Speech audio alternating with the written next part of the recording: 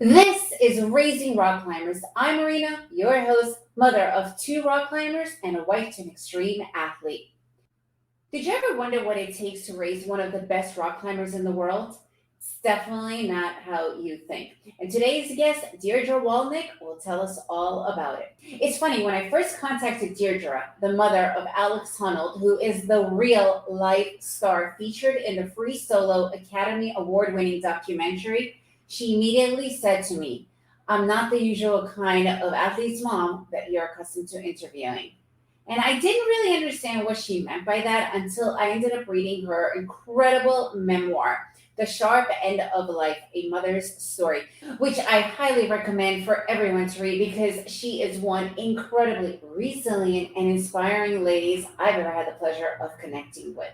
Being a mom myself of a highly active son from the age of 2 was climbing everything within reach, I could tell you one thing, it's not easy raising a climber, okay? For many reasons, obviously, aside the fact of our kids' safety, but what truly messes with your heads are the other moms, right? So the majority of these moms, almost daily, at least with me, and I'm pretty sure Deirdre had similar experiences, were being told, control your son. How can you possibly let him do that? Oh my God, why can't you stop your son from doing that? I don't want my kids seeing this. And my thoughts were, why would any parent stop their kids from doing what was obviously in their true nature? The reality is, parents do stop their kids from doing what they were born to do. Deirdre's journey was similar. And today I am so excited to have this opportunity to talk to Deirdre all about it because the journey she took a lot of strength and courage to trust her son's ability. And a lot of parents today, they don't realize how much support that in itself is. So you guys ready to hear some seriously incredible golden nuggets and how we can support our kids much more from Deirdre, Alex Honnold's mom. Okay, so how was your weekend? Did we have a weekend? I know days are just flowing. Yeah, I do. I work whenever I can, and the weather has been so crazy. You've probably been reading about it. We've had like the Sierra is near here, the Sierra Nevada. We had Right. 12 feet of snow in a week. No way. Yeah. We've had perfect weather. I know. We've been trading. We traded with the East Coast this year. The East Coast. I'm in Spain. I'm in Barcelona. I know. It's unbelievable. Like I bought this beautiful jacket. I'm like all ready for winter, and I can't even wear it. Well, don't knock it. It's pretty nice. Yeah, we did our first climbing trip this past weekend. Oh, yeah? Something that my son just turned 19 and he's been dying. Have you heard of Siruana? Oh, yes. Yeah. Yes. So we went there. It was. How was it? It's so beautiful. Oh my God, Deirdre, it's so beautiful. And I don't climb, and I know that you kind of started climbing so you could get closer to Alex. I'm at the point where I'm just starting to just hike with them. And it's been taking me to places that I love it. It was so lovely. It's one of the most beautiful places on the planet. It really is. That's one thing I love about it. It's just so beautiful. Last year, exactly a year ago, I took my boys to Joe's Valley. Joe's Valley, yeah, and Utah. Yeah. So there's nothing at all there, but right. It was so pretty. I would never go there. Like it's just that's something I would do. You should get the film. Real Rock. I can't remember which. Are you familiar with Real Rock? Oh yeah. Okay, so I've seen them all. There's a Real Rock about Joe's Valley. That's why we went because my kids. Okay. Are like, I want to go Joe's Valley. I was like, okay, I just want to hang out with you. So you tell me where and I go. Great. Even if I don't climb, but it was so beautiful that it didn't matter. I just hung out. Yeah. Well, I'm so happy that that we could chat. It's funny. I started this kind of, I guess you could say, this site and this podcast because we've been living in Guatemala, and Guatemala's community and climbing is very limited, and that's all my family does. And I haven't met other people that raised climbers or were part, because I know that you were not a climber until you were in your late 50s. Yeah, 60, yeah. So, and I'm like, I just really want to connect with other parents that have gone through this journey, because it's a lot different when you go from, oh, my kid likes to, climb a little bit, to this is what my kids want to do. Right. Yeah, Like, yeah. and I just wanted to be around those people who are in similar places or even have been on that journey. And I just want to meet and talk to other parents who have similar interests. And yeah, so I'm super excited to. And plus, I can't believe that me and you grew up in Jackson Heights. I know that's really weird. Yeah. It is so crazy. What street were you on? I was on 34th-10 74th Street. Oh, 74th Street. Okay. Yeah, it was near the subway. I know. I remember. I left there when I was 12 or 13, and we moved to Rockland County. I don't know if you heard of Rockland County. Yeah, I know. I have cousins up there. Yeah. Yeah. So it was not a very good experience. We got robbed twice. Yeah, it was. We were there in the late 70s, which I think started to become a little bit bad, because now it's really posh and kind of, gentrified again. Yeah. So my parents just kind of were the first to flee, because we moved there from the Soviet Union. Yeah. So we were, surrounded with all. That's about when my parents fled the neighborhood too. Yeah. So I think because you were there before then, when I think it was much more Eastern European overall. Then the Colombian gangs started to come in, and like my parents couldn't even bring me to the playground. It was, it was just weird. It was definitely weird, but it was part of my upbringing. It was definitely not a place that I feel I was bullied. It was, it was a tough place. When you told me that you were not the usual athlete's mom that I would be accustomed to talking with, I didn't really fully understand until obviously I read your book, because, the normal journey is supporting the kids by going to the competitions and this and that. But I feel that you supported Alex in a way that a lot of people don't support their kids on a whole. And that was something that I think I really connected with or resonated with me was, Alex, first of all, is a prodigy, right? I mean, there's no denying it. And I feel that the world that we live in today, like if you are like somebody like Mozart, have a musical ability, or, like if you're graduating college at 10 years old, like it's revered.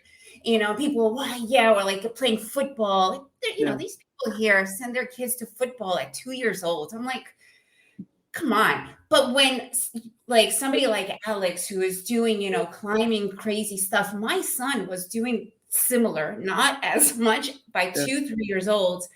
I was getting constant, how can you let your son do this? Yeah, me too. Yeah. Me too. I can't bring my kid over anymore. This is wrong. Or like leaving our, my sons with their kids, and all of a sudden you hear splats and crying, and I think in that respect, the fact that you trusted Alex in such a way, because I saw with my own eyes how parents would not permit their kids to do those physical things. And some of those kids had those abilities. Absolutely. And I've always found that to be, I don't know, wrong, right? And I think because of that, what I saw, the way you did that, and the fact that you trusted your son, I think that's the thing. Yeah, absolutely. That really connected with me. And also from your background, how your parents didn't trust you or didn't take your opinions or listen to you, very similar to the way I was raised. Yeah. That's that Eastern European way. Yeah. Adults don't talk to children, and children don't talk to adults. That's the way it was. It's the way it was. And I wonder, like, do you think that because of that upbringing, because I remember you mentioned in the book, you said, I'm doing what I know not to do, you know? Yeah. Oh, yeah. From watching them, I surely learned not how to raise children, how to not raise children. Yeah, absolutely. And do you think you can learn just as more much because of that? Oh, sorry. You can learn just as much from a bad example as from a good example. Sometimes even more. Oh, absolutely. Yeah, I say that all the time. Yeah, I know what not to do. Now I got to figure out what to do, but I know what not to do, and that's my starting line. Right. So basically, like what I was mentioning about the fact that he is a prodigy, right? And when people watch Free Solo, like obviously my sons, my family, and I have been following Alex's career way before Free Solo even came out, and his climbing abilities are phenomenal, right? Yeah. But when Free Solo came out, the whole point about what you were saying, like people thought that he's a daredevil and this recklessness, and it's not the case, right? No, it was meticulous. It's the complete opposite. The complete opposite. Were you able to, did he ever talk to you about like his methodology? I know that you didn't know what he was doing. Never talked to me about anything until I learned about climbing. We had nothing in common. I mean, we talked all the time, of course, but life stuff and language stuff and school and nothing deeper than that, because the only thing deeper than that in his life was climbing. Yeah. And his goals, he's totally goal oriented. He kind of inherited that gene from me. I'm like that. And so no, he didn't talk to me about any of that stuff. So now that you're part of his world, do you feel that he opens up to you more, that you could share more? If we lived closer, geographically closer, maybe that might happen. But I see him once, twice a year, maybe 3 times a year, and we're go, planning stuff. No, not really. It's just life won't allow it. So you're still in Sacramento, and he lives close to Vegas, right? Yeah. Do you see your granddaughter? Yes. I've seen her 3 times now or 4 times now. She's just turned 1 year old. Oh, I know. She's beautiful. Yeah. Do you see her, being as curious about her surroundings? She's got it from both parents. They're both climbers. They're both extremely bright and out there. And she doesn't have a chance of not being like that. Well, good for her. Good for her, because I think it's probably one of the best sports, even though I don't know if it's really a full-on sport. It is obviously physically because of the mental. Yeah, right. It's 99%. It's 99% cerebral. Yeah. And that's what I love about it. You don't have to be a really superb athlete to go climb. You really don't. But you have to be able to reason clearly, and especially if you're going to do trad climbing. There's a lot of physics involved in that you have to understand, angle of fall and force. And that's one thing I love about it. That kind of sets it apart from all other sports. Have you done trad climbing? For the first four, I think, or 5 years of my climbing, I didn't know that there was anything else but trad. Oh, wow. So you like plunged in, because my family, they don't do it. They prefer the sport climbing. Yeah, sport climbing. The way I see it, sport climbing, someone else has climbed it for you and told you where to go and where to step and where to stop and all that stuff. Trad climbing, you're doing it. And I'm too independent for sport climbing. I want to do it myself. So you want to do it yourself. So if you're content, just following other people's routes and doing what they did and do in the places where they did it, and it's great training physically, right? But it doesn't train you mentally at all for climbing. Explain a little bit better then that his accident. Then he had his father had just died the previous summer. And it was Christmas time, and he had his father's brand new snowshoes, and he wanted to try them out. So he climbed Mount Talak in snowshoes on Christmas Day. Right. Okay. That's what. Okay, I didn't understand that part. Horrible winter storm had blown down from Alaska, and no one knew it because we didn't have cell phones back then. Right. And he got to the top, and this horrible wind and stuff from the storm blew him off, and he tumbled, finished in a pile of rocks. So had nothing to do with climbing. But how did, like, it was in, like, he still does a lot of alpinism. I see him. Did that ever affect him to just go, No, or he is just like no, nothing? no, no big deal. Now, the next day he was fine. He was up. He was running around. Now, no, this is why they call him No Big Deal Honnold. I mean, no, nothing stopped him. Yeah, I mean, my family, they're back. They're back on it. And the dealing that I have, like, for my own state of mind, it's so hard Well, because, that's you. That's not them. yeah, it's crazy. Like, how do you cope with that? Like, now, especially because or you just don't, you just let it, you just know. You can't let it bother you. I mean, just it'll drive you crazy if you do. I mean, he's fine with it. I'm fine with it. But he knows Okay. what he can do. He knows what he's capable of, and I just have to trust his judgment. Okay. If you can accept that, you'll be fine. Yeah. How about your daughter? Because I know that she's really into Yeah, being an adventurer and yeah, biking, and well, you run together as well. yeah, How do you guys, because I know that you're really close, right? Like yeah, that's one of yeah, the yeah, beautiful yeah, things. yeah. Do- She's a real. She's also an extreme athlete, and she goes on runs, 20 miles out into the wilderness. And she should take bear spray or whatever, but she doesn't. And she goes on bike rides, 1,000-mile bike rides, and alone out in the wilderness. And there's no convincing her that there's any danger in that. And I've had to just make my peace with that, just like with Alex. They're not going to change. If I just keep objecting and objecting and talking and nagging, it'll just push them away, and I don't want that. Yeah. I just had Where does to she live? Portland, Oregon, Oh, okay. Well, still pretty far from you, right? 10 hours by car. Everybody, Okay. everybody close in my life, in my family, lives 10 hours by car from me.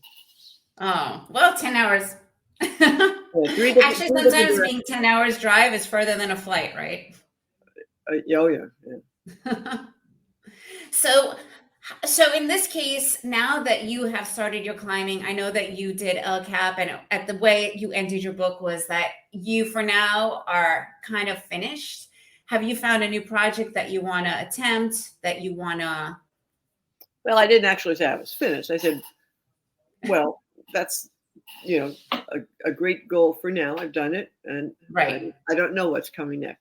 After that, I had my major surgery on my foot, and that threw out my other side, my knee on the other side, and I've had a lot of health issues, and my foot cannot do a lot of the things it's supposed to be able to do anymore, and nor can my knee, and so I went downhill from after El Cap, literally, not figuratively, and figuratively, went downhill physically, and then COVID hit. So I spent Right. 4 years doing absolutely nothing. And at the end of that 4 years was my 70th birthday. And I was thinking, God, I can't have people over, can't come into my house. We can't go to a restaurant because of COVID, everything because of COVID. I know. I'll go find out if I can still climb El Cap. And so I did that for my 70th birthday. Not the same way as with Alex. We went up. Are you familiar with the geography of El Cap at all? Just from what I've seen on the Okay. Well, movies and the El Cap videos.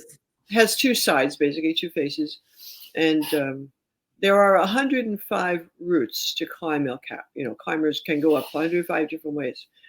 But all of them come down the same way. There's only Okay. one descent route.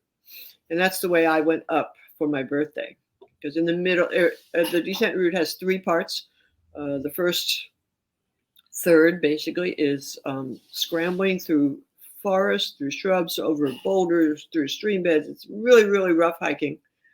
Then you get to the ropes. The second third of the ascent is 6 fixed ropes. And you have to Jumar, you have to use those Jumars on the ropes to go up that. Then you get to the ledges, what they call the East Ledges. And East Ledges is a series of, again, you're about another third of the way up. It's slabs of rock, piles of boulders, big shrubby, prickly bushes and shrubs that are, thorny. and rip into you. And then you get to the slabs on the top. The top of El Cap is slow. It's slanted. And you kind of get a feel for that in the movie. They show you from a drone, they show you a picture of the top. And the top is all slanted. So you're walking up these slabs of rock, and they're really, really steep. And there's no way to protect it. They're just solid slabs of rock with shrubs and stuff.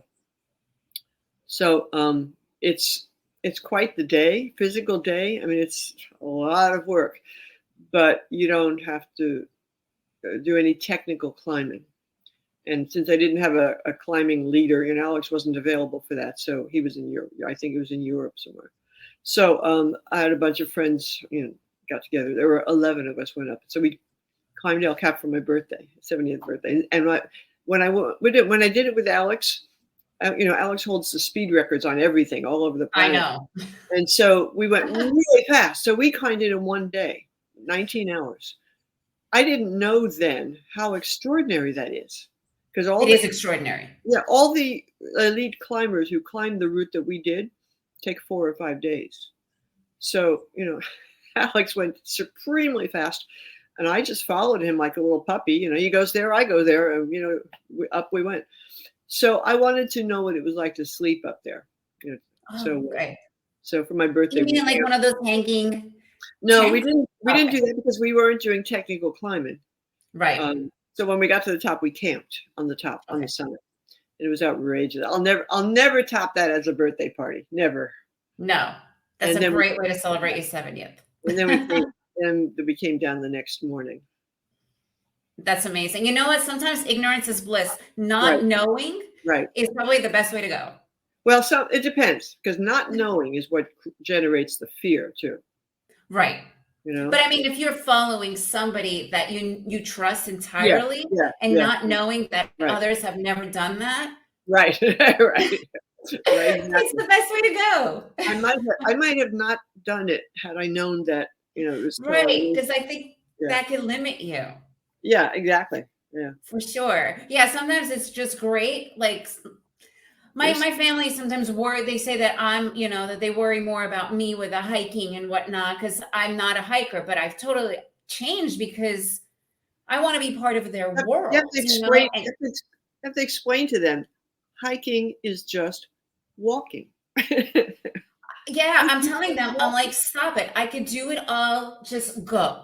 Don't tell me how bad it can be, because that's what could stop me. And then once I get there, it wasn't even that hard, but they put it in my head. And it's this, we're finding that balance, because now I really want to be more part of that world.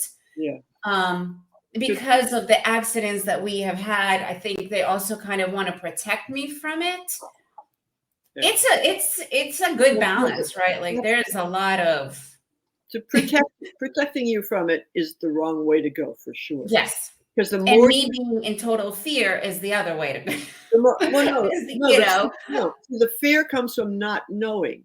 So if you're out there and you can see what they're doing, a lot of that fear goes away. It does. It completely goes away. I have to say, the only time that I'm like biting my nails and everything is now at the competitions. Really? And that's more because I just can't, because I know that they could do it. And that's the only time I'm starting to actually worry now. Otherwise, and it's not that kind of worry. It's more of the frustration, like, oh my God, if they lose, I got to deal with like the crying, or, because that could be hard, consoling your kid. Yeah, that's you really a whole can't. Other. You really can't. They have to do it. Yeah. Oh, it's so hard to just let go.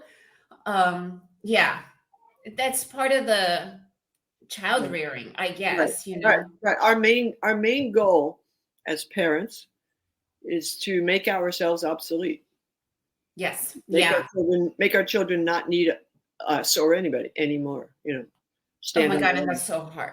Because my 19-year-old, I'm like, I'm not ready to let him go. He's not ready to be let go of either.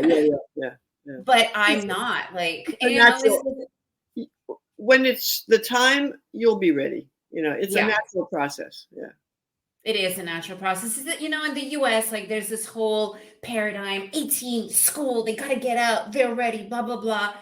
And I Not don't see everywhere. that. Not everywhere. Oh, my parents are still, that's all they see. um, so for us, I'm seeing my son is not ready for that. Like, yes, he could study, but right now I'm also seeing that they really want to climb, and age when it comes to being a professional athlete really is important. But today, you could have many careers at any Yeah, age. yeah, yeah. And, but that societal thing, oh, he's not going to university, and I'm like, well, we're not ready yet. We're not ready Yeah. for that Alex separation. didn't go. Alex didn't go to university. Yeah, 1 year. He did 1 year. Yeah. But honestly, for some people, obviously, for some people, you do need it, and others, but at least, for instance, if Here, things did not work out with Alex with his climbing, he could always go back to school. Like, that's right, right. always an option. If you are going to be the parent of children like this, you have to turn off completely what other people say. Other people don't know what it's like. They have no clue how to deal with this. I don't know anybody here in my social media here where I raise my kids. I don't know anybody who could have parented Alex Right. Right. successfully. They would have Yes. pushed him away. They would have wound up estranged or whatever. They would have fought all the time. I don't know anybody who could have parented Alex. I really don't. Just from the things they say to me, or Yes. used to say, when he was little. I mean, I got all kinds of advice that was so screwed up. Put him on Ritalin; it'll slow him down, or take him to the doctor. They'll, give him something to calm it, make him more normal. To them, normal was important. To an exceptional child, normal has no meaning, none. No. And so you have to, as the parent, you have to learn to just turn off what all those normal people are telling you, and just not listen to it. Just not listen to it. Don't give it any credence whatsoever, because it's a totally different journey for you. Yes, and it's so great. I love that. But anyways, I just wanted to chat with you because, first of all, I think you're incredible. I mean, you know so many languages, conducted the orchestra. Have you watched the movie that I sent you? I really recommend watching it. I have not. I've seen the trailer. I didn't see the movie yet. Yeah. You will so Yeah. relate with this woman's journey Yeah. because being a conductor in a man's world, a female, Yeah. wow, I can't even imagine. I can't even believe that you did that. You have such a versatile life. I think it's amazing. Yeah. So I just wanted to meet with you and chat with you. And I'm really excited to meet you here in Spain. I think it'll be so fun. Yes, it will. Oh, for sure. I want everybody to read your book because right now my husband is reading your book. I just found it so interesting and it's really well written. Like really, it keeps you really interested in what is the next thing that's happened. Like what is, yeah.